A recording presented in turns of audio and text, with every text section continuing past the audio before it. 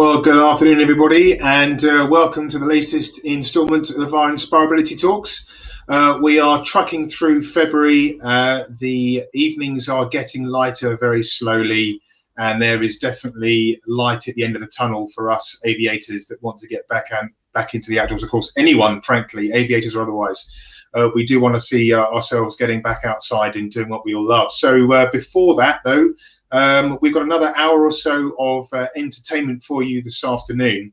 Of course, we're doing these talks to raise money and to raise awareness for this incredible charity, Airability, a one-of-a-kind and one that's been changing lives for over 25 years through the magic of aviation. So if you would like to contribute and to support this brilliant organisation, you can do so by going to our website, airability.com.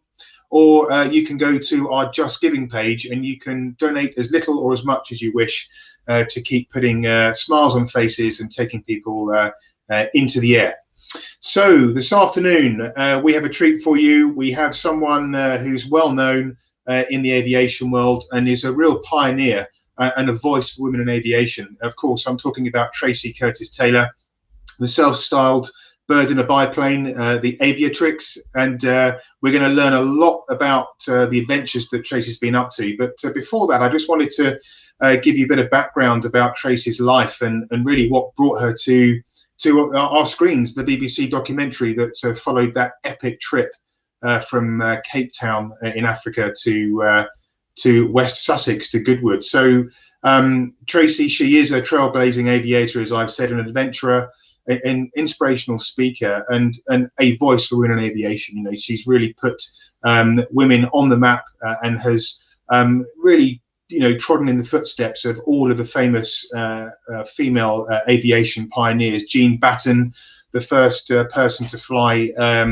from the UK to New Zealand, Amelia Earhart, Amy Johnson, Beryl Markham, you know, amazing trailblazers in aviation. So we're gonna hear how Tracy's retraced their stories.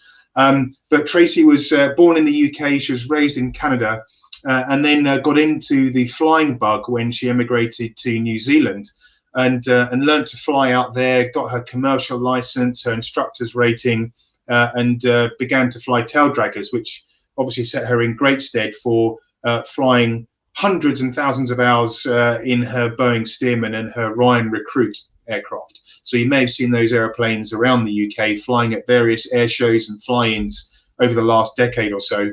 But Tracy returned to the UK in the 90s and was heavily involved in the organisation of the Flying Legends Air Show at Duxford, working for Stephen Gray in the fighter collection there, and then got more involved in the display flying herself in the cockpit up at Shuttleworth. But then that's where the adventures really began. So we all know this epic trip she did from Africa up to West Sussex, and then of course she got the bug for the adventures. So there began the trip to Australia, and then recharting the US airmail routes across the US, and of course the drama of the crash that occurred, which you know, was really quite unforeseen, and thankfully, you know, Tracy was uninjured, but she got to refly that route in 2017. Tracy's writing a book about these adventures, and so let's hear from the lady herself. Let's try and pick apart all these adventures. So Tracy, hopefully you're there. Hi. Hi. How are you? How's lockdown? Oh, I'm very well, John. Thank you. No, getting through the lockdown. I mean, I've been busy writing this book over the last year, so for me, it's been actually terribly convenient. But I'm deeply aware that, of course, you know, this horror show that's played in the background, and of course, we're still not through it yet. But so no, I've got no complaints. But you know, I'm sympathetic to others. Yeah, of course. And have you got flying in the last few months? Well, actually, I've just come back from Central Europe, so I was only flying 4 days ago, I have to say. So I was flying my Stearman, freezing cold, I might add, but just doing a few circuits and keeping my hand in. So yeah, so no, all good. Good. Well, I'm very jealous, and it's probably a lot warmer out there than it is over here at the moment. So we'll hear more about what you're up to flying wise here and now. But let's take the clock back if we can, Tracy, and just understand how you got the bug, what really inspired you. Now, I mentioned that you were raised in Canada, and that's probably where the adventurous spirit began, is it not? Well, I think, we were two when we emigrated to Canada. So my first memory is of mobility, being on an ocean liner and crossing the Atlantic, so it was me and my two sisters. I have an older sister and a twin sister, and my father was a journalist in the early years. So, that took us across Canada, by train across the prairies, through the Rocky Mountains. We settled in British Columbia and lived up in the mountains. So we had a life of extraordinary freedom and wilderness and, a real call of the wild upbringing. So that was probably the start of it. But and then, of course, we came back to England in 1972, to the north of England. And from that idyllic start, we opened a pizza restaurant at a time when, of course, pizzas, were hardly heard of in this country. We were only the second pizza restaurant to open in the country, I believe. And we're up in a sort of, a small farming town in the north of England. They'd never even heard of pizzas, let alone eaten them. So this was a radical departure from what we'd known. And we sort of lived in a little cramped apartment, 6 of us. My brother was born in Canada, but 6 of us crammed into a little apartment above the restaurant. And we all worked there in the sweatshop for the next few years. So there was no obvious way into aviation. Honestly, John, it never even occurred to me. But when I went back to Canada for a holiday at 16 with my twin sister, I had a flying lesson there. I'd seen a sign at the side of the road saying, introductory flights, $15. And I thought, right, that's me. And that was the start of it. The flight to Canada was my first time in an airliner. And of course, I was in the cockpit when you could still visit the cockpit. But, being at a Northern Comprehensive, in the 1970s, you couldn't join the Air Cadets. There was no proper career advice. I had no conception of a career in flying whatsoever. So it wasn't, I left school at 18, worked in London, briefly with De Beers and the Foreign Office, but I really wanted to travel. And I ended up spending a year in Africa in 1982 under my own steam, drove back overland, came back with an overland trip, and then went and joined my twin sister in New Zealand in 1983. And that's really where I started flying in earnest, because suddenly it was accessible. There were these fantastic aero clubs and it was affordable. So over the next few years, I waitressed my way through a private license, a commercial license. In fact, I'd be doing sort of 3 or 4 jobs. I was doing a bit of modeling. I was working in supermarkets, stacking shelves. I was working on a garage forecourt at one point. And all of this was to pay for the flying, which is one of the biggest challenges. But, so that was my way in. Where it came from, honestly, I think it started this idea of the great flying adventure. It was watching the film, those magnificent men in their flying machines. I just absolutely loved it. And we watched it every Christmas. And it's ironic that, in learning to fly, I just haven't gone the conventional route. I wasn't interested in becoming an airline pilot. I wanted to fly old airplanes right from the beginning. So, shortly after doing my private license, I did a Taildragger rating. So I bought into a Cub syndicate and I learned to fly Cubs. And then I bought into an SE-5A. It was just a little replica, but it was the first single seat biplane fighter. And I'd go up and do, egg-shaped loops over the airfield in this. But so that was my early exposure, but I could never have done that in England. I really couldn't. And of course, joining the New Zealand Warbirds. I mean, this was a bunch of warbird enthusiasts, predominantly, ex-military pilots, some civilian pilots as well. But that's where I met my future husband there. And I also started flying some of those, so my ex-husband taught me how to fly and gave me a share in a T6 Harvard.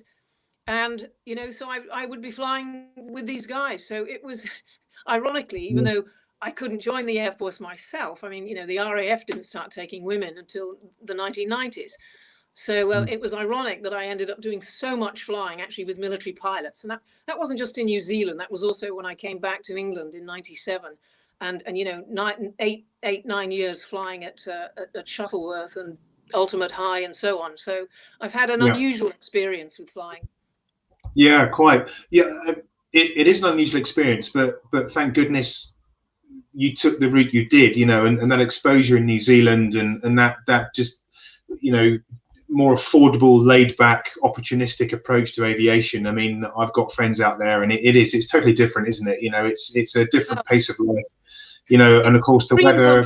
flying. It really is. It's a dream country. There's lots of terrain, lots of airfields. You know, a lot of people fly. You know, they just go and land on beaches. They land in paddocks, and you know, the Kiwis are very, you know, and they're very good pilots. You know, of course Yeah. and of course, with all the surplus T6s after World War II, you know, these were provided to all the Allied air forces around the world. You know, there was a whole fleet of Harvards there. So we had a Yeah. fantastic time, you know, in those early years. It was some of the best flying I did, and just great fun. So I Yeah. couldn't have, in fact, that's there it is. That's the one that I used to fly. So Oh, so I did about fantastic. 70 Yeah. hours in that. So, you know, not a lot of Yeah. time, but it was probably the most sophisticated airplane I flew. So that was a big 600 horsepower Pratt and Whitney engine with a retractable undercarriage and a constant speed propeller on it. So that was the most advanced Yeah. airplane I've ever flown. And so in terms of flying the vintage airplanes, Tracy, where did it begin? Piper Cub, you know, what you know, because obviously with Taildragger flying, the simpler the airplane, in my experience anyway, the more the challenge. You know, it's you can't hide behind a little Piper Cub even on a calm day, can you? It's all down to your feet and your hands. They're pretty unforgiving, and you know, when you first get into them, of course, it's completely different from a modern tricycle training aircraft where you're sitting firstly side by side with your instructor, and you know, you've got fantastic forward visibility. They're much easier in the taxiing and ground handling, landing and takeoff. You get into a Taildragger, firstly, you can't see over the nose. You're usually in the back seat because that's where you fly them from. And of course, you've got a joystick, and you've really got to be very positive in the control entry, you know, with crosswinds, etc. I mean, these airplanes were designed to fly into wind, you know, on big grass paddocks. So the challenge now, and again, that was one of the challenges with the Stearman, taking it, you know, across 5 continents. Flying an airplane like that and landing on big sealed runways with all sorts of wind conditions, you know, that I was quite apprehensive about, I've got to say, because, you know, this is not what these airplanes were designed for. And by the end of taxiing on miles and miles of tarmac, we actually had to replace the tail wheel on it. So Really? it was, Yeah. you know, it was just one of the things of flying an old airplane in a modern environment. Yeah. Yeah, and there's very few airfields like that, isn't there? I think Bista's one in the UK. You can just point the airplane into wind and off you go, or like seaplane flying, you know, the airplane will point into wind for you. But I agree. I mean, you know, there's so many airfields now, isn't there, that have these lovely airplanes, and it really is, you know, a bit of a gamble, isn't it, on a windy day, because it doesn't always favour the runway direction, and I think that's absolutely true. You know, it's just a fact of life we have to put up with now, isn't it, with vintage aviation in this country, and tarmac runways where there's not, you know, the choice that you can take to make it a convenient or safe flight. So no, I quite agree, and I think you know, one of the things that has always fascinated me with Taildragger flying in the UK is that it's not the norm, is it? It was, but it isn't now. And I think it just takes a certain type of aviator, someone who's, you know, prepared to sort of go out their comfort zone and do something different with their aviation. And I think there are those people that might go down the route of, you know, commercial twin, you know, IR, or they'll go down the vintage or sport, you know, route, and really just hone their handling skills and their airmanship skills. And I know you and I have spoken in the past about the value of just having some of that training from people who come from a background of warbirds, and really, you know, put you in the right frame of mind for that sort of flying.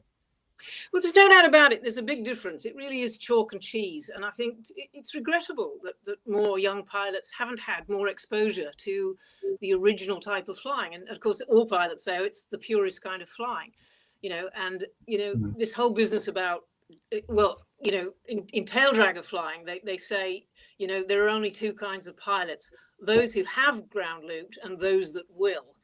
And, you know, so we all have the greatest respect for them. And, you know, when I was just getting to grips with the Stearman, I did some flying with Matt Hill in this country, who used to fly for, you know, the Utterly Butterleys, Vic Norman's professional, you know, formation team, which is a fantastic actor. He was a brilliant Stearman pilot. He's got hundreds and hundreds of hours on them. And he said to me, he said, you know, Trace, he said, if you try to land this on a sealed runway with more than 15 knots of crosswind, he said, you will ground loop it.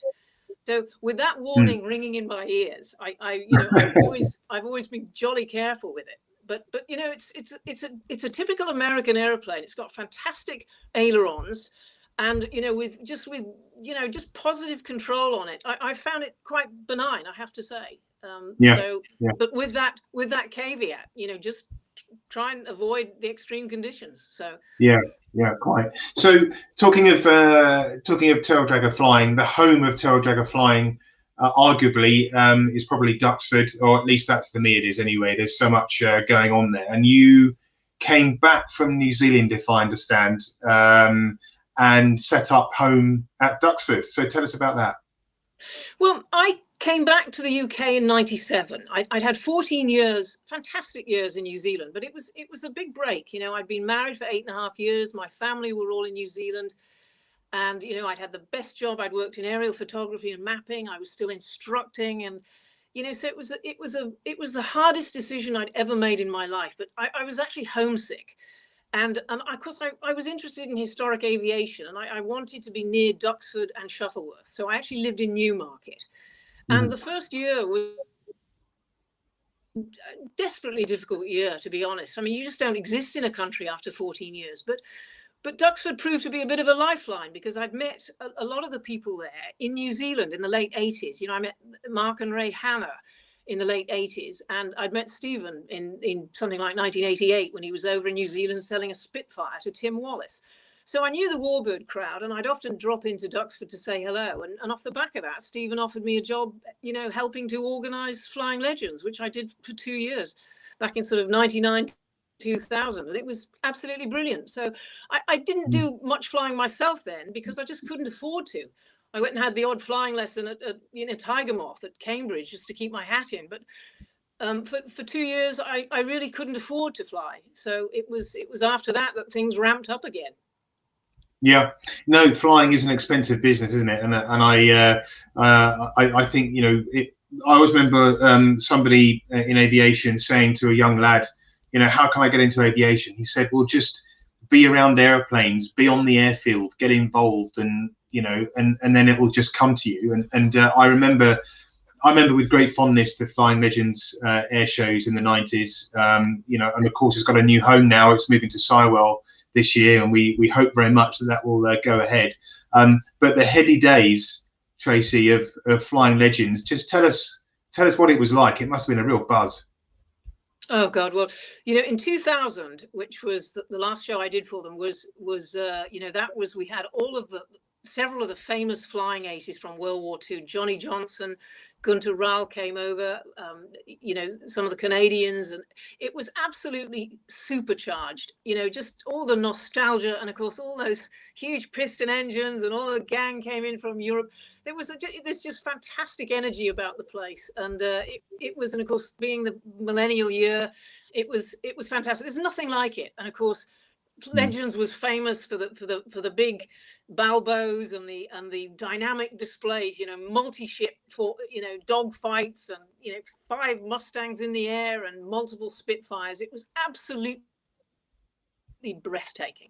It rightly is considered one of the best warbird showings in the world, and I'm pleased to hear. And I really hope that it is going ahead in its new home of Sywell. So yes, absolutely. No, we'll look forward to that. And so tell us about your acquisition of your aircraft, your ownership of aircraft, really, and how did it begin? What did it begin with?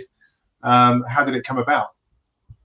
Well, I've owned shares in aeroplanes for a long time. So in order to fly the syndicated aeroplanes with the New Zealand Warbirds, you had to buy into a syndicate, you know, for a few $100s, a couple of $1,000s, and you then were able to fly them at a reduced rate. So that's how I got into flying Cubs. And I ended up flying every different kind, Super Cubs to little J3s. And that's how I logged a lot of good hours for my commercial license. Likewise, I bought into the SE-5A, which was the World War I replica, and logged about 50 hours flying that. And then I flew Chipmunks as well. So I had a share in a Chipmunk in England for a while, just a small share, but it just, again, allowed me to just get current again. But it wasn't until I got my Ryan. That's the first aeroplane that I owned outright. And I got that in 2005. And that was, funny enough, they were going to get a Ryan at the Warbirds in Auckland as I was leaving, and I'd hoped to buy a share in it. So when I left, it was with regret, because I've always loved Ryans. I think particularly the STA, the lovely Monasco engine, but TC Ryan, it's one of the Ryans. I think are just the most beautiful sports planes of the late 20s, 1930s. So when I was at Shuttleworth, Peter Holloway had his Ryan there, and he took me flying in it. And then as soon as I saw it, I just said, I've just got to have a Ryan. And I ended up going up to see one at the Real Aeroplane Company at Breeton. And I ended up buying the one there. And I had it based at Shuttleworth for, I suppose, the next 8 years. And that's where I went and really consolidated my formation flying with Ultimate High at Kemble. Because, that's the most difficult flying I've ever done.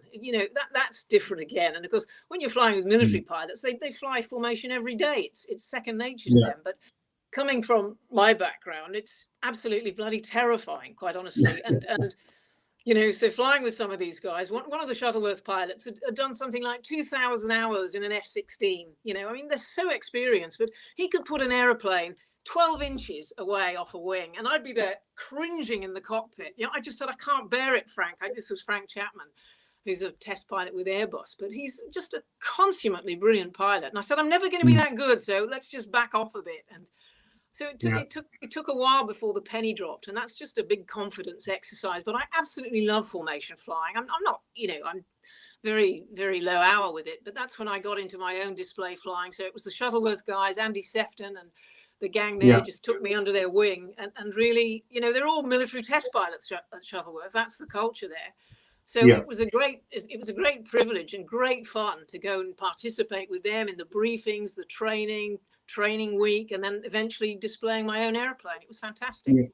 Well, and what a privilege, to be able to display a piece of history to the public, at a place like Shuttleworth. And I do agree. I've had a go at formation flying. It's a sport of kings, isn't it? They say. There really is nothing else like it.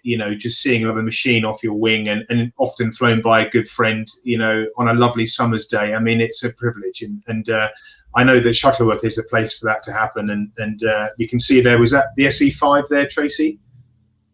No, it's an RE8, actually. I think it's the RE8 that came out from New Zealand with G. DeMarco and Kermit Weeks. They had the aeroplane there at Shuttleworth.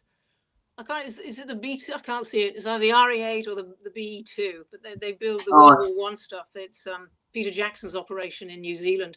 But one of the best formation flights I ever did is, again, we were taking a gaggle of aeroplanes from Shuttleworth to Flying Legends, and this must have been about 2010. So I'm there in my Ryan, and there was another Ryan there as well. And this was led by, I'm trying to think, we had a Gloucester Gladiator, we had the Hawker Hind, and we had the Lysander. So it was a very mixed bag of aeroplanes. But to fly in formation with those aeroplanes from Shuttleworth over to Duxford was just absolutely sensational. I just had to pinch myself, quite honestly, looking out and seeing a Hawker Hind off my wing. I'm thinking, God, this is like flying the Khyber Pass when you see those wonderful formation pictures in the hangars at Shuttleworth. So it was fantastic, really, really fantastic. Well, I'm sure the guy in the Hind was thinking the same thing with the Ryan off his wing, that's for sure. and tell us about the Ryan aircraft then. So was it built as a trainer in the US? What's its history? It was, TC Ryan built the STA as a sports plane. STA just means sports aerobatic trainer. And off that, they developed, mine is actually the military prototype, the PT-22. So they only built 2 prototypes. Mine is the only extant prototype. The other one crashed. I think it actually had floats on it. And I suspect that was just, it's not a terribly powerful engine. It's a 150 horsepower engine. And with floats on it, I think they lost quite a lot of performance with it. In any event, that one crashed. Mine is the only extant one. And it was a military trainer. So this was the first low wing monoplane used by the US Army Air Corps. It's funny, when I bought it, I'd obviously had lots of time on Taildraggers, and I'd flown a T6, etc. So this was actually very benign to fly. It's a lovely airplane to fly, but it doesn't have a great reputation. And shortly after I bought it, Peter Holloway sent me an article, and it was called The Pilot Killer or The Widowmaker. And I read this and I thought, oh my God, what have I done here? But the thing is, you don't get slow in the aeroplane. You can't pull really any G in it, and it has no vertical penetration. You don't do aerobatics. It's lousy in aerobatics. Yeah. For just cruising around, it's a dream aeroplane, but you just don't get slow in it. And I think a lot of ab initio pilots, you know, it was the old avoid curve, you know, pulling a bit too tight on the approach or stalling it after takeoff. And then it has this tendency to flick. It's a bit like a T6. It'll flick on you. So it's not a forgiving airplane, but you know, I've loved it. I've flown mine for, you know, 15 years. I just love it. It's a peach of an airplane. It's a beautiful airplane to look at, isn't it? It really is. And do you still own it, Tracy? I do. It's been in restoration. You know, when I set off on the expeditions, well, to Australia in the Stearman, because I just knew I wasn't going to be flying this. And as soon as you stop flying these airplanes, you have problems. You know, you've got to fly them. So I ended up just having it shipped to Hungary, and it's been in restoration. And I hope this is going to be flying in the spring. So we're nearly there with it. I'm just waiting for a couple of parts from America.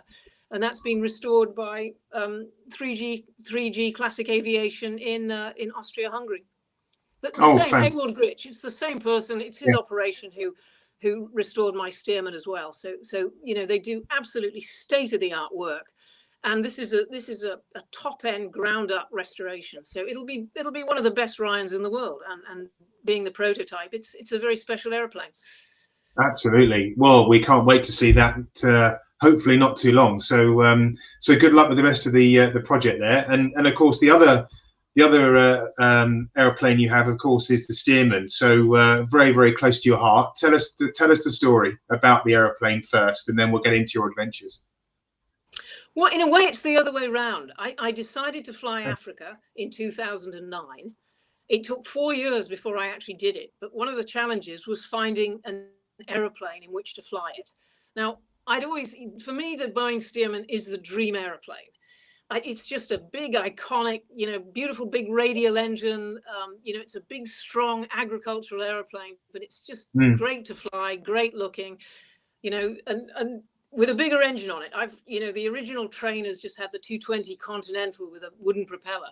So mine has a few modifications on it for operations in Africa. I've got you know, 6 hours of fuel in that top wing. It's got a 300 horsepower Lycoming engine in it. The R680, and apart from that, you know, everything else is bog standard. I've got a few modern avionics in it. I've got a little Garmin 430, and I use an iPad with it. But so basically, I went all over the world trying to find an airplane. I thought I'll just hire one, actually. So I tried to do that in both South Africa and America. Another one came up for sale in Liverpool, and, you know, asking stupid money. And in the end, I thought, you know, in fact, somebody. Derek Gunning, who runs Modern Air, or used to run Modern Air at Falmere, he'd come with me to Liverpool, and he said, "Look, Tracy, I've just found this operation in Austria, Ewald Gritsch's place." He said, "You know, they restore Stearmans. Give him a ring." A week later, I was on a plane out to Vienna to meet with Ewald, and, you know, went and had a look at the operation, talked about the technical specs, and I ended up commissioning the restoration of this. You know, it was a 1943 Stearman, and this was with a 1942 engine, and it took a year to restore it. But this was the airplane I wanted to fly Africa in. So it was really the culmination. It was the dream on two levels. To fly Africa was the ultimate. You know, having seen the film Out of Africa in 1985, and, you know, my fascination with Africa goes back to my teens. You know, watching Daktari, Tarzan. I just wanted to go to Africa, reading all the Wilbur Smith books, reading about early African exploration. When I saw the Out of Africa film with that amazing flight with, you know, with the Gypsy Moth flying the Rift Valley, you know, it's the great love story between Karen Blixen and Dennis Finch Hatton. And I thought, my God, that's exactly how I want my life to be. So once again, it was the big romantic adventure. But so I wanted to fly Africa. And then I wasn't going to do it in any other airplane apart from a Boeing Stearman. So And then it became, you know, it took me 3 years to build the sponsorship. Boeing came on board as my first sponsor. I then was fortunate enough to have Artemis Investments as my principal sponsor. But this took 2 years to do this. I mean, you know, there was a lot of door knocking and networking and a lot of disappointments and letdowns. And it just all came together in the end. And it became the Spirit of Artemis, which really worked with the sort of female ethos of the flight. You know, although the Stearman is a military trainer, you know, it's I wanted my aeroplane to look civilian. I wanted it to look period, you know, part of the 1930s. So, and I wanted it to look British. So British racing green with cream wings. And by the time I've got the Union Jack on the side and the, you know, the white ensign from the Royal Navy, you know, it's an expeditionary aeroplane and it looks like it. It very much does. And this brings us neatly into, you know, the next chapter, really, doesn't it? And this incredible series of adventures you've undertaken. And you know, I think what's really rung home for me, Tracy, I've got 2 daughters. You know, I've got a teenage daughter who's about to, you know, take her choice in her career.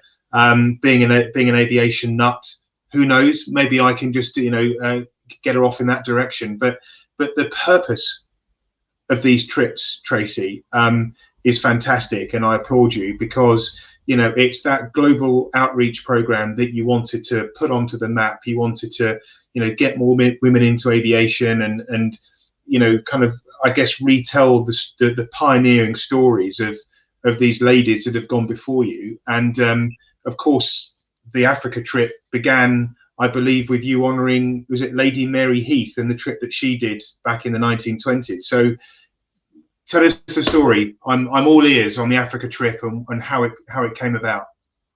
Well, you know, me flying it was one thing, but, you know, that wasn't, you know, that's as dull as watching paint dry, frankly. So the story had to have another dimension of interest and significance. You know, what's the point of flying an old airplane? So what are you doing? So it became obvious that it was about the story in history. Now, I've just always been passionately interested in the golden era of aviation, of course, and that's the interwar period, really the sort of late 20s through to 1936. And that era was, again, it was the early days of civil aviation, establishing the commercial air routes. And of course, in between the wars, you know, the women were grounded during the wars. Let's be clear here. They were grounded in World War I. There were 30,000 women who worked for the Royal Air Force, but they were engineers and machinists. Not one of them flew. You know, so suddenly in the interwar period, you get this huge blossoming of aviation and this wonderful opportunity. And the women were right there, but it's only a handful of women. These were very, very special cases, you know. So in the late 20s in this country, we had Lady Heath. Now, this is not, I had never heard of her myself until 2009. So when I decided I would fly Africa, I'd been given a book about that time called Lady Icarus, about her story. And I just thought, this is an astounding story. You know, this woman, you know, born Sophie Pierce in rural Ireland. Her father had bludgeoned her mother to death in a drunken fit. This baby is raised by her grandfather and several aunts. She goes on to become one of our first female Olympic athletes. She's the first woman to hold a commercial license in this country. You know, she's the first woman to jump out with a parachute. She's the first to get her engineering ticket. She was an extraordinary character. And her finest moment was this flight up Africa in 1928. She's the first person to fly solo from South Africa back to England. And it's really her finest moment. But of course, the whole legacy of her is lost. You know, she was the first woman to win the King's Cup. She was better than most of the men flying at that age in that era, but completely forgotten. So here we were retracing her story up East Africa. And just these lovely vignettes, you know, she was Irish, this lovely kind of fey quality to it. She's a big show off, loved the attention. She's there flying in her leopard skin coat with her pearls and insists that she's reading a novel and eating chocolates as she's flying up the Nile. And it's all, you know, with her posh. She was a wonderful character. And of course, it all ends in tragedy. She ends up within 18 months of that. She crashed in America, you know. She then spirals into this decline and ends up back in Ireland, a hopeless alcoholic. And, you know, by 1938, she's 42. she has a brain hemorrhage and dies, in fact, from the injuries, her old injuries from the crash in America. So tragic story. But what we wanted to say is, look, here is this remarkable achievement, which is not just this achievement in history. It's very, very relevant in the modern day. Yeah. This up until before COVID, aviation was crying out for pilots.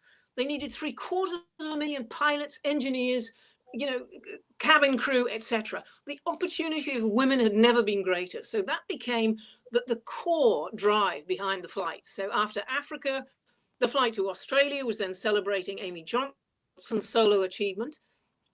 First woman to fly solo to Australia, trying to break the world record. Again, Amy, she leaves with 100 hours in her logbook, phenomenally naive, unbelievably inexperienced, but sets off to fly to Australia, crashes her way there. By the time she gets there, she's a global celebrity. So we just took the story around the world, and you can't duplicate what they did, and that's not what I was trying to do with this. I mean, Amy did this 19-day dash across the world, crashed several times, and in fact, flips her aeroplane on her final landing into Brisbane. But here, my flight, 3 months to do, 23 countries. I had a third of the range Amy had, so I'm stopping. It was 62 stops, but of course, it wasn't just a flight. Everywhere we went was a huge outreach program. Multiple speaking engagements. I was visiting colleges, schools, academies, monitoring, mentoring groups. And of course, mine is a supported flight. I fly with, I have my engineering crew. We had a film crew. We're making a documentary as we go. So, this was it's a huge enterprise logistically. And, when Amy was flying it, she sort of said, because virtually all the way to Australia is British Empire. And she laughingly said, wherever I landed, I only had to wait 10 minutes and an Englishman in a pith helmet would appear. Well, fat chance of that, let me tell you, in the 21st century, post 9/11. So, the challenges you're up against, you're still obviously flying the same terrain in the same, in similar weather, etc., distances, etc. But what the pioneers didn't have to contend with was modern bureaucracy, the security, the procedural dimension to it. And everywhere you go, you're just bogged with paperwork, permissions. That part of it is frankly a nightmare. And that's what just costs so much. It costs so much in time and effort to try and coordinate all this, which was another reason the support had to be very good behind it. So in building the network and the sponsorship behind it, I had to be sure that, we could get through these places. And if we got into trouble, we had fantastic support, to get us out of it. Yeah, quite absolutely. I mean, it's a huge undertaking, and how did you prepare for it? I mean, obviously there was the political side, there was the organizational side, the obviously the aviation element in terms of operations, training for this, and the fuel. Where'd you get the fuel from? Who supplies it? How'd you pay for it? I mean, just give us some perspective on the scale of the operation, really. I guess the flying was the easy bit. Oh, the flying is just a dream. I mean, look, the most difficult thing about the flying is the weather. You're slow, you're in an open cockpit, you're very exposed. As I said, I only had a third of the range that both of these women had. So, I would be only flying for maximum 5 hours, which was frankly exhausting enough. But on some of Amy's longest legs, she was in the cockpit 11, 12 hours, absolutely exhausting, to be in that noisy, exposed, to sunburn, wind, the noise, vibration, the smell of fuel and oil. It's quite a hostile environment, actually. And when you first get into an open cockpit and flight, you just think, how the hell did they do it?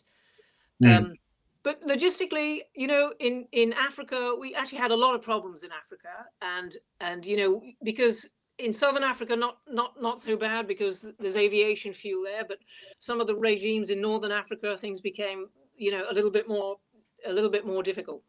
But in the first instance, we had a logistics manager, and that was in fact a catastrophe for us on the Africa flight. It was the person we employed for that let us down very badly, and that caused a lot of friction and tension, and we got into some quite difficult situations. That's a side story, but by the time I came to plan Australia, I had a very different approach to it. So by that point, we just pared down the crew. Africa, we flew with a Cessna Caravan, and there were 8 crew. So we had a 4-man film crew. I had my engineer, and then we had our logistics manager.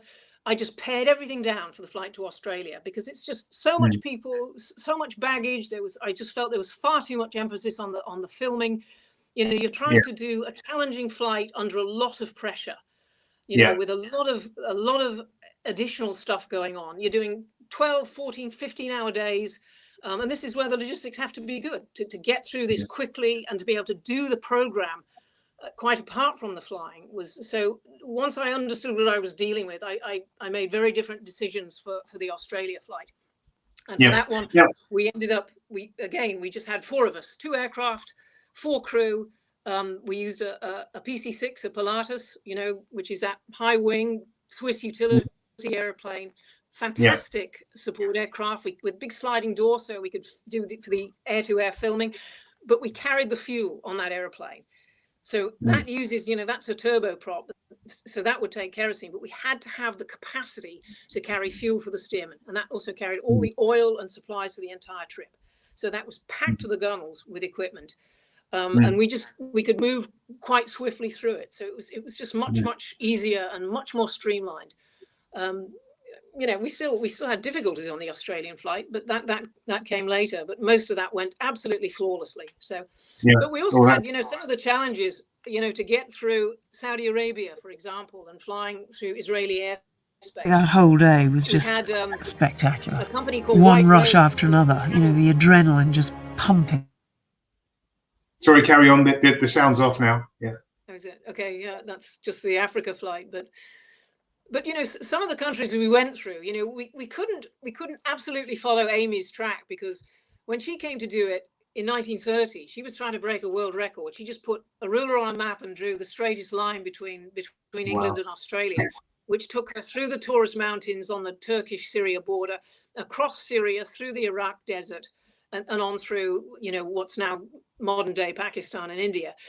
We couldn't do that. 21st century war zones compelled us to sort of go south down to Cyprus and then through Israeli airspace. And to my lasting regret, we couldn't land in Israel but Boeing actually, with their Israeli network, got us the permission to do that, because I can assure you the Israelis don't let anybody fly in their airspace. So I was met on the coast by another Boeing Stearman, and that was our escort through Israeli airspace. So we flew in formation down the coast at 50 feet to Tel Aviv, and then over the city, and then over the Temple of Jerusalem at 200 feet, and then down over the sort of dry mountains and dropped down to the Dead Sea, where we then flew in formation about 20 feet off the water. And this guy was an ace pilot. I mean, he was flying around me. He was doing all the radio work in Hebrew. We had to go through 8 different control zones. And I thought, I can't even follow the frequency changes on this. Then he had his head down. So he's formatting on me. He's got his head down doing all the radio calls. And he's also got his hand out the side with his mobile phone filming all this. And at the end of this astonishing flight, as he peeled away, I said, "Come on, Avner, what are you?" And sure enough, he's a top-level military pilot. He was going off that night to fly F-16s. So they'd given me a military escort in a Boeing Stearman through Israel. And it was just a stunning flight. Phenomenal. And of course, it was Boeing as well that got us through Saudi Arabia. And we had wonderful treatment in Saudi Arabia. They just set up immigration entry points for us.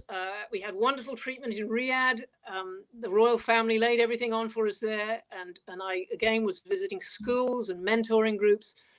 Yeah, there's the Pilatus.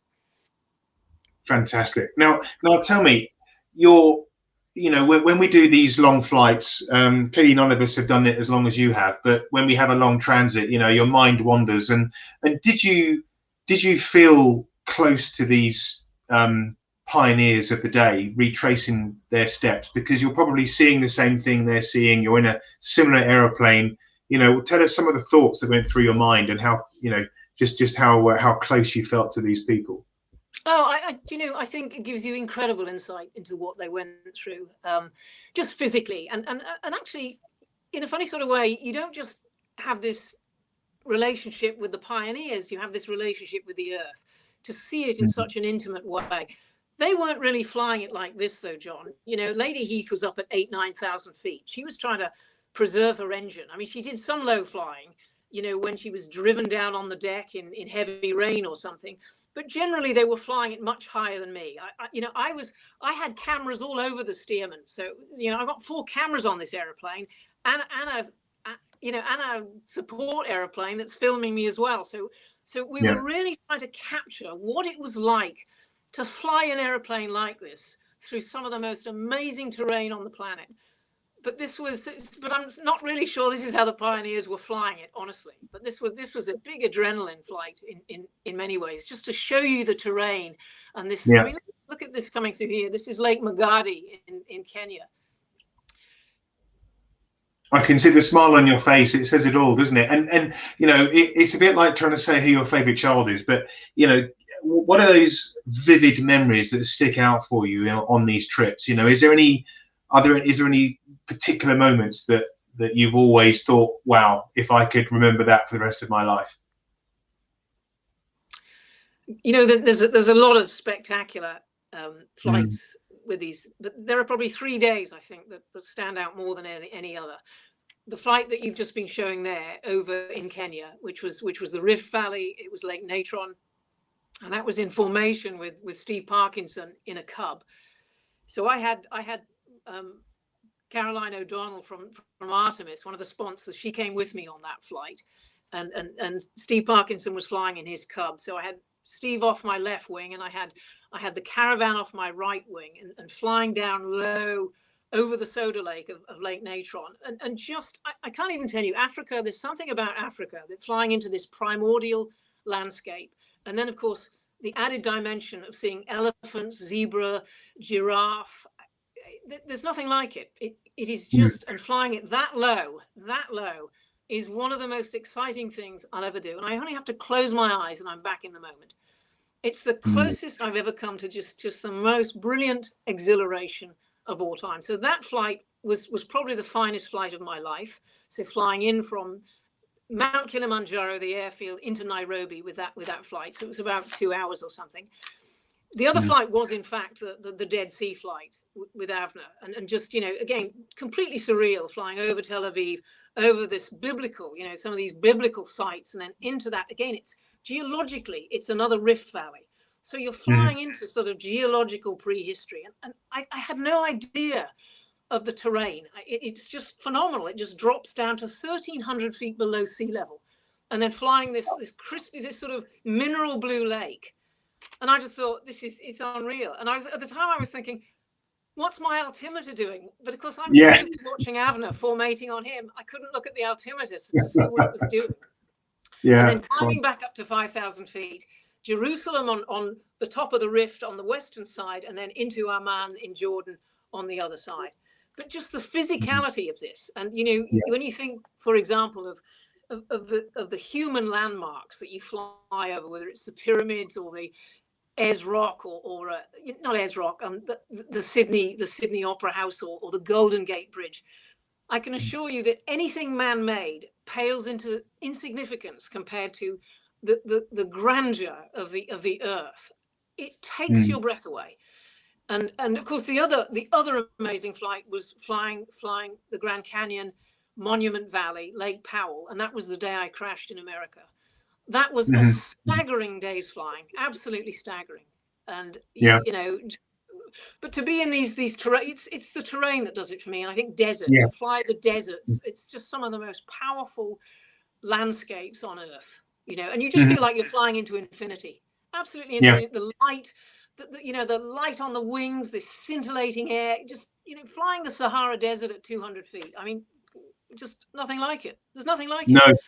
No, what a privilege. And just to hear you talk about those places that you've flown over is just wonderful to hear. And of course, after your Africa trip, you then retraced Amy Johnson's famous trip from Croydon to Darwin that she undertook in 1930. Now, again, a huge undertaking, but you said earlier, you know, probably through lessons learned and the experience of logistics planning and what to look out for next time round, you know, that trip to Australia probably allowed you to take things in a bit more, and to enjoy the journey, you know, with a little less stress perhaps. But tell us about the Australia trip, and any moments there that stick out for you. Well, the Australia trip was planned over 3 months, and that was 62 stops, 23 countries. And I decided that I would just work 5 main centers for the outreach. So that was Istanbul, Saudi Arabia, Dubai and Saudi, and then India, Singapore, Australia. So I, you know, and in between that, we moved quite swiftly through the other places.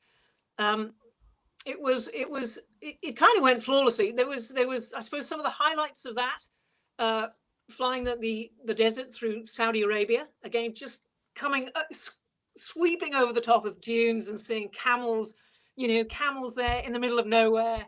I mean, or tracking along the road, you know, just flying a road at 200, you know, 500 feet as cars are overtaking you on the highways there. The White Desert in India, the Thar Desert, it's called. And one of the biggest surprises of that flight actually was Pakistan. And we were told that the security situation was pretty acute and that we had to get through very quickly. But in fact, I was introduced to some, in fact, they came to my departure at Farnborough, a delegation from the Pakistan Air Force, and we were invited there. And in fact, they ended up hosting us there. And I ended up flying flew into Gwadar, you know, so came in from Oman over the Persian Gulf into Gwadar. And I collected then Prince Nikolaos of Greece flew with me on that leg. And so from Gwadar, we then flew into Karachi, a 3-hour flight over the mountains of southern Baluchistan into the city. And again, it was a phenomenal flight. Just, again, these wonderful rock formations, phenomenal mountains. I mean, these are some of the newest mountains, razor sharp. When Amy flew over them, Amy Johnson, she was terrified. I guess, you know, you know that if you have an engine failure, you're just not going to survive it. There's nowhere to land. Yeah. So she looked down on these razor sharp, serrated edges, but I was mesmerized by it. And then, of course, coming into Karachi, you know, huge buzzards and vultures. And I thought, you know, God, bird strike. That was probably one of the biggest hazards. I thought, this is actually more perilous than the mountains. And I thought, I really don't want to hit a bird with royalty on board. I mean, this is, you know, that's not going to look good. So I was quite frightened of that. But we had a wonderful reception into Karachi. And again, one of the highlights, I went to the Darwood Foundation School, 2,000 schoolgirls there. In a country where women have, you know, sometimes it's problematic for them to get an education. This was a girls' school, 2,000 girls from the age of 5 to 16. All there, they'd made Amy's flight the project of the month. And they were there with biplanes stuck on their heads. There were some of them dressed as Blériot. Some of them were dressed as airline pilots. And it was just, I was in tears. It was just so moving. So they presented me with a model of the Stearman, and it was like, we want to fly. You know, this is a country where, as I said, they have difficulty even getting an education, but they understood that flight was this metaphor for freedom and aspiration, you know, and of course, equality. That's really what we're saying here. You know, this is what they were doing back in the 1930s. You know, this is what we're aiming for, girls. It's not just about flying. This is in every aspect of life. It's about equality and freedom. You know, that's what they understood. They absolutely understood that. Whether any of them ever get to fly, well, you'd hope so. But so that was the message we took. But that was one of the highlights of the trip, I have to say. It was a very emotional moment seeing that and seeing that response. You know, and you just want so much for them, really. Yeah, and it's thanks to people like you, Tracy, that actually highlight these things and educate people and bring it to the front of mind, because culturally it's a mountain to climb, isn't it? You know, the way the culture operates, and you know, of course, you know, I know that there's chauvinism that exists in aviation, and I know that there's challenges in that world, but certainly out there it must have felt wonderful to see the sort of reaction that you had. And I know I've got friends who are flying. Sadly, they're furloughed or you know, grounded at the moment. But friends who fly for Emirates who say they've seen change in the last few years in terms of the adoption and the acceptance, really. It's but it's I agree with you, it's a journey and a mountain to climb, but wonderful to see the work you're doing.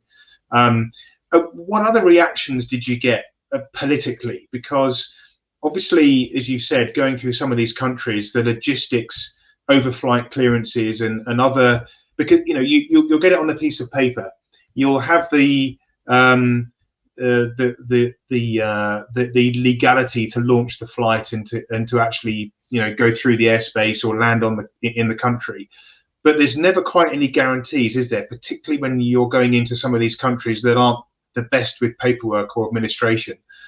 So what was going through your mind? I mean, what were your contingencies? I mean, obviously thankfully you have a crew with you, but did you ever come across anything that was a particular challenge in that respect? Yeah, what is a challenge is that these they don't understand an antique aeroplane. They don't understand the limitations, the difficulties.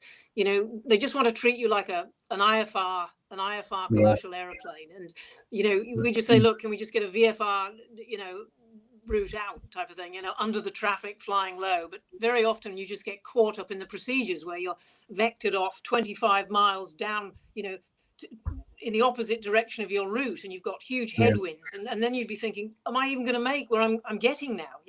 You're absolutely time critical with all of it, and they don't understand that. They want you at sometimes ridiculous altitudes. I mean, Egypt was probably the most difficult country of all in that regard, and I would never willingly take my aeroplane back into that country again. It was just so unpleasant. And of course, there you're flying in a military dictatorship. The military controls the air traffic controllers. They want you absolutely, flying at 8,000 feet. They're just imposing conditions that are very difficult in an aeroplane like this. You're up in 30 knots of headwind. You're just about going backwards. At one point, I had the air traffic controller screaming at me, to speed up. And of course, I guess what he was seeing on his radar was my ground speed at 50 miles an hour, versus my true air speed. So, the airplane doesn't know you're flying into a headwind.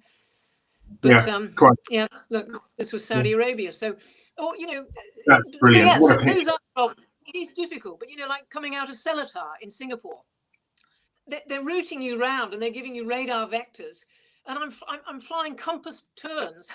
Compass turns. I've only got basic instrumentation in this. I don't have an artificial horizon. I don't have a DI. I'm just got a compass. So I'm doing compass turns, trying to fly radar vectors out of Singapore, and I'm flying above airliners. So I'm thinking this is just absolutely surreal. And of course, if they just let you duck out underneath all this, it would just have made our lives so much easier. But that's just the modern situation. But just to come back to your point before, John, about the women in aviation,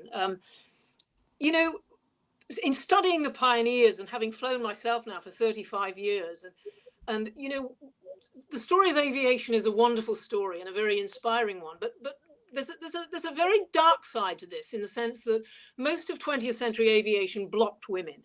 There was a very hostile, obstructive male establishment, and it was a culture that came from the military, and it was established in World War I, and it carried on in the interwar period.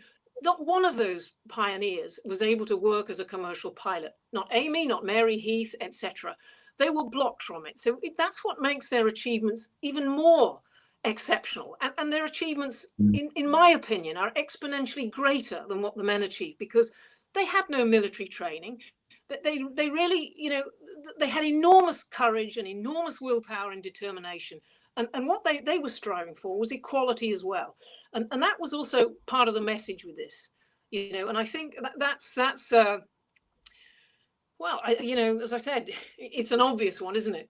But the girls, everywhere I went, I was blown away by their interest, by their ambition.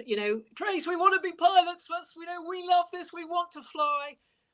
And I thought, it's just, it was just brilliant to hear that. Absolutely brilliant to hear that. And, all of this is in the film. You'll see that in the bird film. You've just got a little trailer of it there, and that hasn't been released into the public domain. But this was a big part of what we were trying to do. So not only celebrate what women had achieved in history, but what they're going to achieve going forward with support and with equality and recognition as well. But you're right, Yeah. the times are changing. They just haven't changed quickly enough, John. And when you look at the figures now, and this is before COVID, there's still only around 5% of commercial pilots that are women. The statistics are shocking, quite honestly. And even in Britain, I can honestly say that we've got a long way to go yet. It's not happening quickly enough. And COVID has just been a further setback. It's a massive, massive setback to the industry and to women, actually, to women and equality. And that's one of the very tragic consequences of COVID. It is, but I have to say, I want to take you back to that word you used, which is to celebrate the pioneers. And they proved it can be done. It's not about this is the sad thing, isn't it, Tracy? It's not, unfortunately, it's not about ability.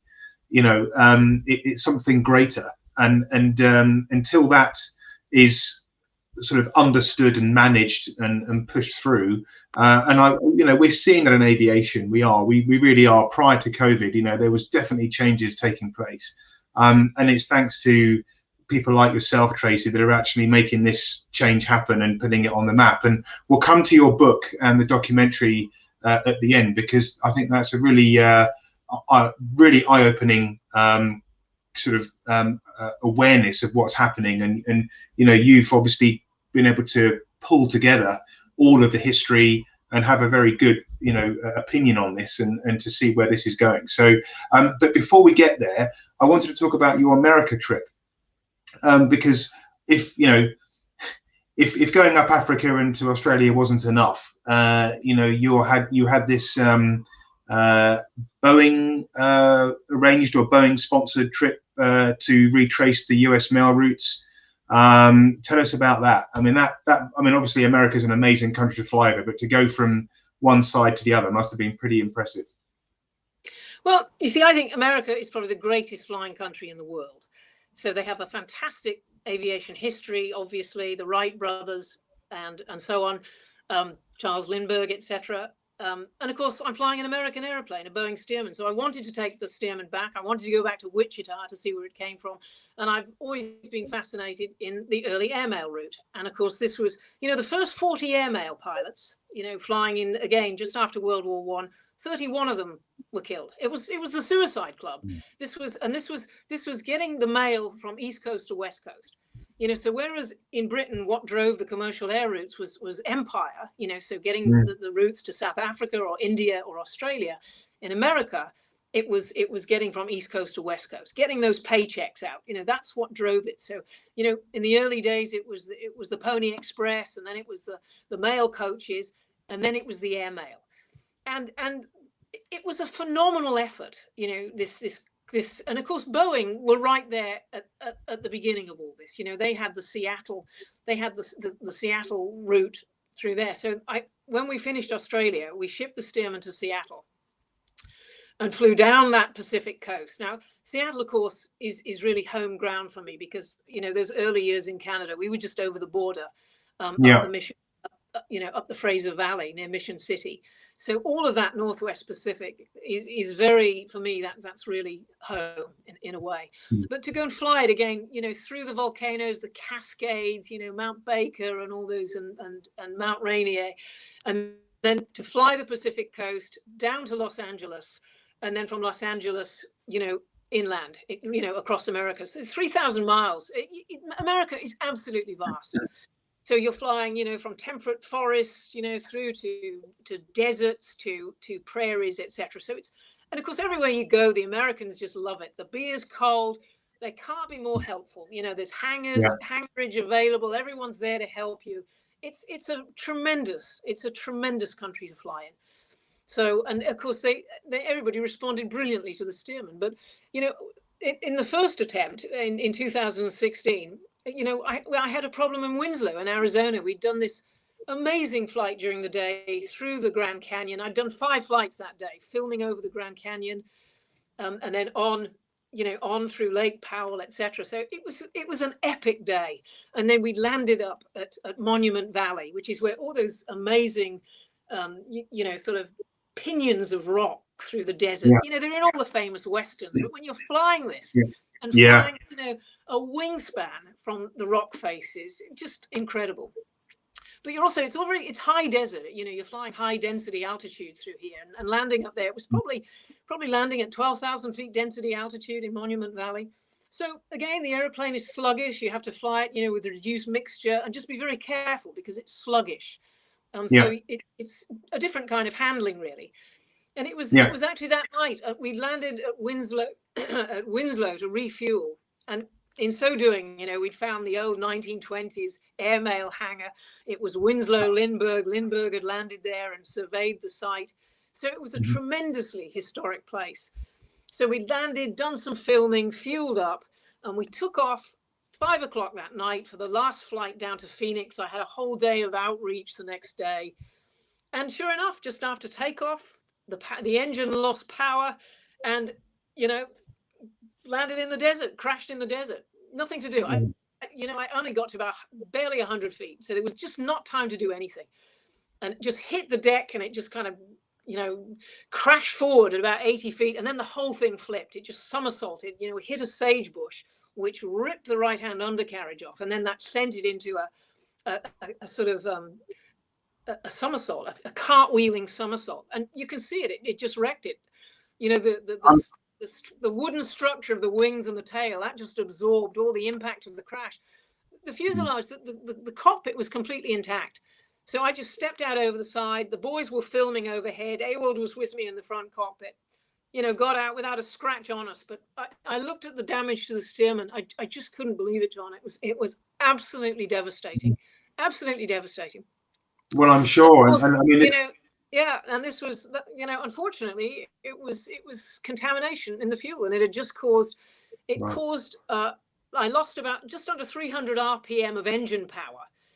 If I had been flying this at sea level, there probably would have been enough engine power to fly through it. But flying at 9,000 feet of density altitude, there just wasn't enough power to keep the thing in the air. So, you know, so and the combination of losing the engine power and the density altitude just wasn't recoverable. So anyway, we walked away from it. I had the airplane airlifted out a couple of weeks later, straight back to Ewald's operation in Hungary, and they rebuilt it. You know, they already had another set of wings there. They had another engine there. So they just worked around the clock, the team in Hungary. And by the end of that summer, I had it at the Farnborough International Air Show, which was Boeing's centenary. So, and then the following year, we took it back to America, took it back to our friends in Santa Monica, and took off and reflew it. And it was a wonderful flight. And by the time I got to New York, again, one of the great flights of all time, to fly the Hudson River. I had a helicopter off my wing filming, and to see that skyline, and you're looking up at the skyscrapers. And you can't believe that they let you fly that close to it after 9/11. And I'm looking up and I'm thinking, I was almost getting vertigo, to be honest. And I was just rigid. It was so thrilling and yet so terrifying at the same time. All I could think of was 9/11 and Sully landing that airliner on the Hudson River below. And I just thought, how the hell did he do that? Yeah. What a story, Tracy, my goodness. And you've obviously just swept through some amazing experiences there, and obviously time. I mean, how long did it take you to get from one side to the other, and what were you doing on the way? No, you know, that not a lot is the answer to that. It was about 2 weeks to get through, and you know, we did a bit of. I had a few public engagements on the way, and I took some Boeing VIPs with me at various points. You know, they came and flew legs with me, and but it was a wonderful flight, and the Americans were just a dream to deal with. And to take the Stearman back, you know, we went and filmed at the Boeing factory at Wichita, and visited the museum at St. Louis. In fact, it was just wonderful, absolutely wonderful. I take the Stearman back to America in a heartbeat. I really would. Yeah. It's another universe out there.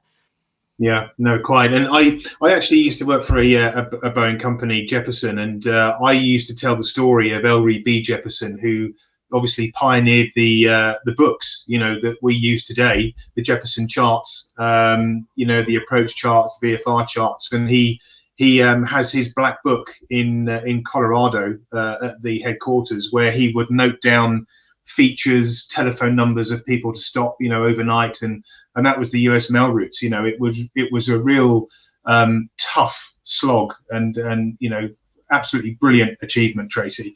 Now, with this incident that happened in 2016, of course, that resulted in an allegation that you know, came to the surface. Tell us about that, because you know that from an aviator's perspective felt quite below the belt.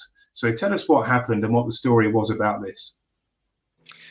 Well, this was an allegation that was made that I'm claiming to fly solo when I'm not. And, you know, it's actually a nonsense, because I've got an empty front cockpit. I was always going to have crew with me at some points. We're flying with a film crew. I was always going to take sponsors with me. And this allegation came from, you see, part of a crew member from our Africa flight. So he was a disgruntled crew member who had a malicious agenda. He drove the campaign. He employed a professional troll to do it. And, you know, we know how the internet works. We know, you know, this was a completely false story. It was a deliberate misrepresentation. You know, I had no idea how much of this I'd be flying solo. Some was flown solo, some wasn't. You know, I never thought it mattered that much. You know, as far as I was concerned, getting through safely, enjoying the flight, sharing the flight, you know, getting publicity behind the flight. It's like when I flew with Prince Nicholas. You know, you can imagine the publicity you attract carrying royalty with you, or if you've got a journalist on board. I wanted to publicize the flight. So to have this person, you know, make this, put out this false story, you know, and this was just, you know, it ran and ran. You know, there was a pilot forum, thousands and thousands and thousands of defamatory posts. It amounted to actually criminal harassment. You know, so this is all of these people acting anonymously, I might add, you know, so it represents one of the biggest problems in modern day, you know, with the internet, cybernet trolling, you know, but the attacks that went on during this time, always from the same source, you know, and of course it culminated in the whole issue with the Light Aircraft Association, you know, where to their shame, to their lasting shame, they allowed themselves to be used as a vehicle for this individual. I had been a member of the Light Aircraft Association for 12 years. I'd been given the Bill Woodham Award for navigation and a feat of airmanship. It wasn't for a solo flight. 2 years after the event, a motion is brought. They didn't even have the courtesy to write to me to even let me know that. It was a complete stitch up, John. And in fact, you know, in order to do it, the chairman of the Light Aircraft Association broke their own rules to do it. Now, so the whole thing was an utter mess. Now, in the end, I just, you know, it went through 2 different motions, the same issues, all the same trolls over social media, the same people involved, you know, and of course it just tapped into a whole vein of misogyny and, you know, all these failed, embittered, you know, keyboard warriors who have probably never flown beyond the boundaries of their own counties. And here they are sitting, you know, judging, criticizing. They have no idea about me, my flying background, what we were trying to do with these flights. And here they were making some sort of judgment on, is she flying solo? According to some of these people, I can't even fly an aeroplane. You know, 35 years of warbird flying. And this was some of the response from the British, you know, the GA community here in Britain, as we're trying to build this global outreach program to try and get more women into aviation. And this is the garbage I'm dealing with back in this country. As I said, most of it anonymous. And I just, you know, it's frankly, but you know how I see this, John? I think, you know, so here's my spat with one malevolent individual. It's interesting, and it's a sobering kind of dimension to the story. It's not the story. You know, in the end, this is about the great adventure of flight. It's been just tremendous, and it doesn't stop here. So I've just moved on from that. I you know, but I think it does reflect on what women are dealing with. I think, frankly, some of this attitude is still there. For me personally, you know, it was a salutary lesson in how a false story can lead to unbelievable punishment. You know, there's all these personal attacks by all these anonymous people. I didn't have the resources to defend this legally, and it was part of a stitch up. So it doesn't reflect well on certain individuals, but I have to say, you know, I'm deeply optimistic by nature. You know, you don't do these things without having an awful lot of optimism and fortitude. You don't fly a biplane across 5 continents and not have a bit of stamina and spine, I can tell you. So I've just tried to rise above this garbage. You know, truth has a way of coming out, and my story is in the book. Ultimately, it's in the book. There's a little bit of that in the film. The truth of this will come out in the end. So. Well, well. First of all, I'm so glad to hear you've taken moral high ground and you've risen above this. And as you say, you know, there's 2 sides to every story, and I'm very much looking forward to reading your book and looking at this documentary. So let's talk about those, and let's close on finally the opportunity for you to, you know, capture what you've been doing so wonderfully over the last few years with your flying adventures. So first, the book. Tell us about the book. When can we expect it? What's in it? What's it going to be called, or is that a secret? Well, it's Bird. It's Bird 1, Bird 2. You know, I like the idea of I like one-word titles, and I like the idea that something captures the essence of natural flight, and I like the idea that it conveys the idea of a female. And you know, so the film is called Bird. I hope that'll be out later this year, and the book at the same time. So I wrote it over last year. I'm working on the final edit now, so I really hope to have that wrapped up in the next month. And Yeah. basically, it's you know, this is a life story. It's not just about the flights. It's about a life in aviation, but it's a life story. It's a journey, and you know, a lot of what happens on the way. You know, I've had an unusual life. It's been an unconventional life. In many ways, I'm an outsider, you know, by virtue, I'm an outsider in aviation by virtue of my upbringing and by virtue of my gender. You know, I haven't gone a conventional route. So that, I guess that's what makes the story interesting. I have a great affinity, obviously, with the pioneers who also had interesting backgrounds. Yeah. But it's taken a long time, a lot of time and effort and money to do it. It's been a slow and quite painful process, but I hope this 2021 will be the culmination of all of it. So, yeah, no, wonderful. Gosh, and what's next? I guess my greatest desire now in terms of flying, I'd love to take the Stearman back to America, but I'd like to go to Cape Horn. I'd like to fly Cape Horn to Alaska, and I think that would be absolutely epic.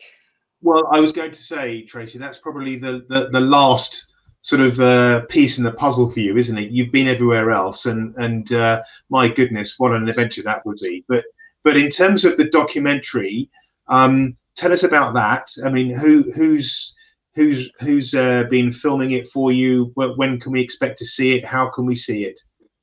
Well, no. Firstly, this is all the footage that we filmed. Some of the footage from Africa. This is our footage from the Australia flight. You know, England to Australia, and then the 2 American flights. So we were filming all the time, and then we went on filming after that to create the voiceovers and the linkage, and again just to get some of the archive story as well. So it's my story, and it's the story of the pioneers, and you know, so it's a multi-dimensional story.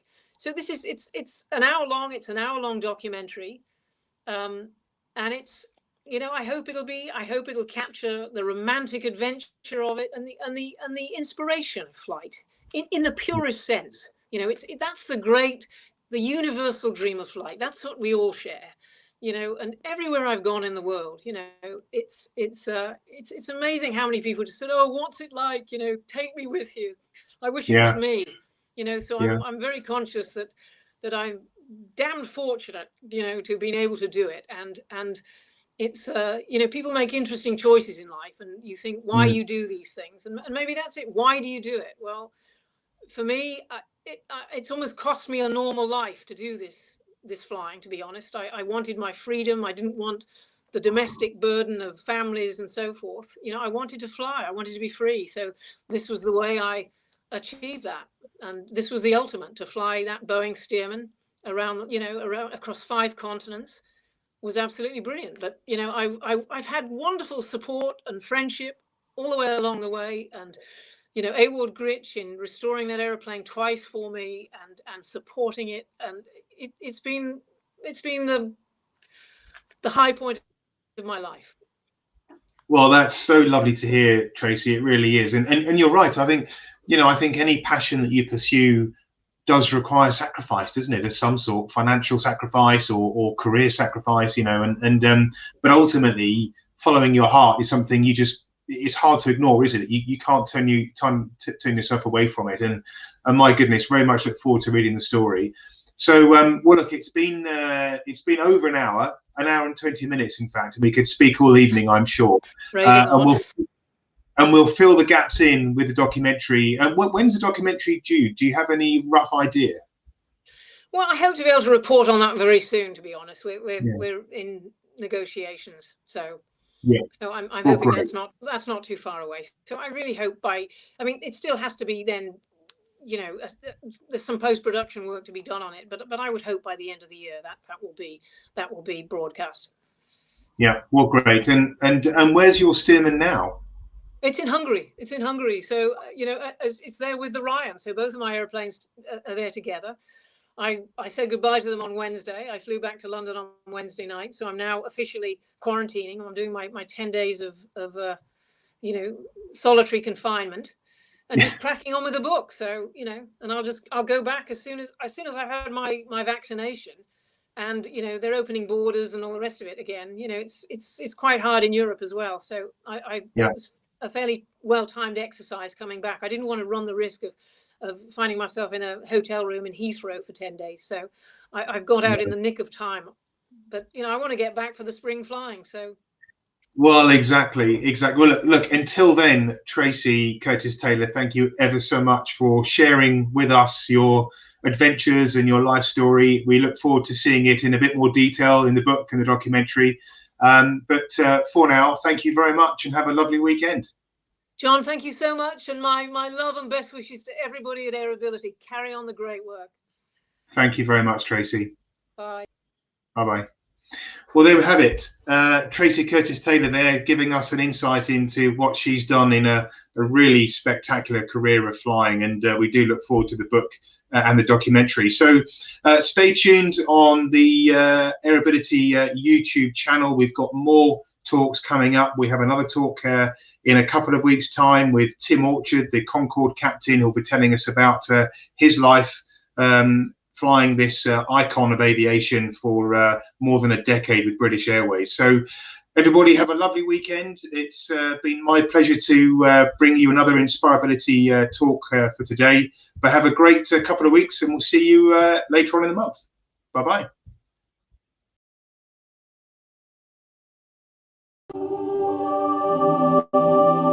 Every time I get in the air again, I just have such a sense of relief. It's almost the only time when I'm completely happy. It sets you free to become yourself. This is what I was destined to be an aviator. Into the southern Sudan, into the great marshes of the Sood, follow that up through to Khartoum, on up through Egypt to Alexandria, and either we'll go west through Libya if we can get there through the no-fly zone, or failing that we'll head off over the Mediterranean to Cyprus. 9-10 countries, 8,500 miles.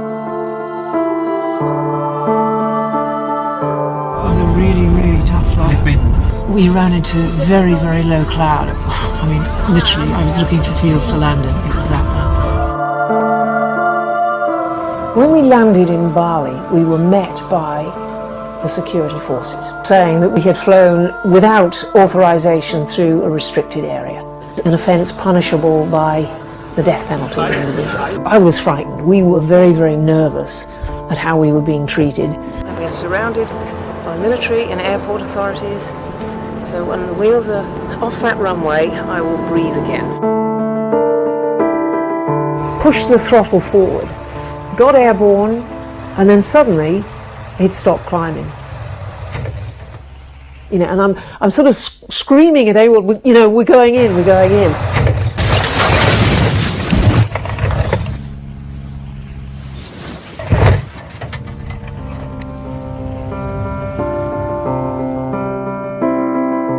I fly into Karachi and I find myself at the Darwood Public School, And there are 2,000 girls there from the age of 5 to 16. Some of them were dressed as airline pilots. They had Blériot moustaches on. I love to fly high. I love planes. I want to be a pilot like you. I love you, Tracy.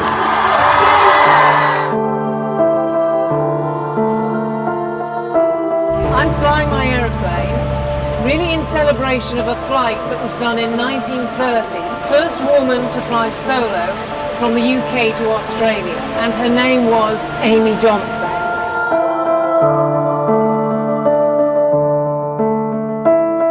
There's the dream and there's the dreamers, and the pioneers shared the dream when it was still so fresh.